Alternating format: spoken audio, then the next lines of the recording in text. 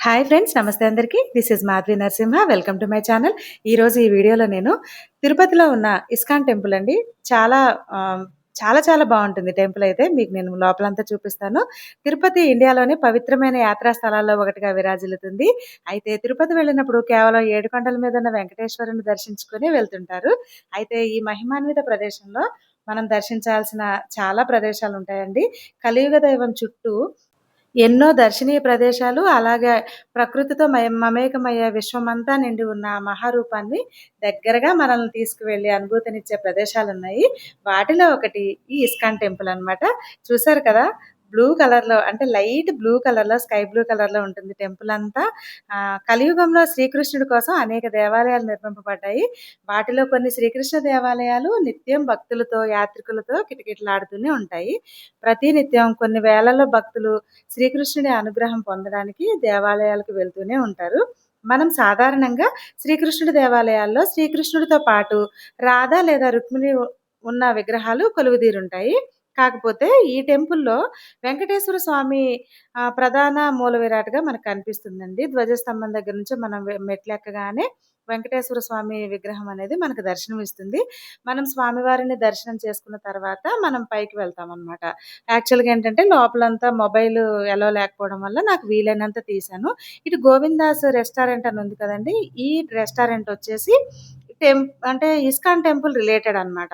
ఈ హరే కృష్ణ ఆలయం అని అంటారు కదండీ! వీళ్ళ రిలేటెడ్. ఇక్కడేంటంటే ఒక చిన్న రెస్టారెంట్‌ని నడుపుతున్నారు.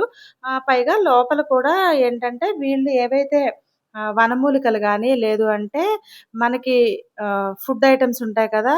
ఆర్గానిక్‌గా తయారు చేసేవి బిస్కెట్స్, చాక్లెట్స్, స్నాక్స్ అన్నీ కూడా లోపలుంటాయి.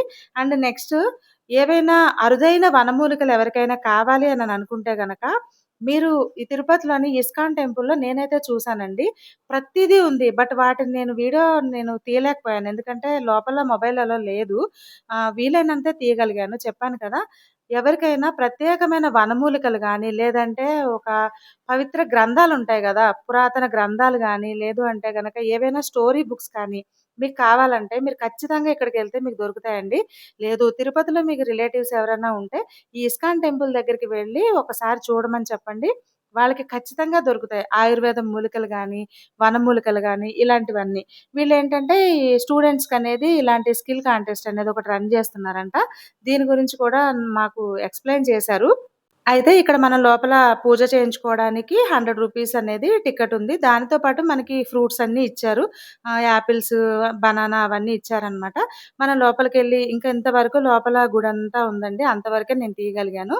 పూజ చేసిన తర్వాత వాళ్ళు ఏవైతే మనకు చేసినుంటాయో అవన్నీ ఒక కవర్‌లో పెట్టి మనకు ప్యాక్ చేసి మనం ఏవైతే ఇచ్చామో అన్నీ పూజ దగ్గర పెట్టి మళ్ళీ మనకే ఇచ్చేస్తారనమాట.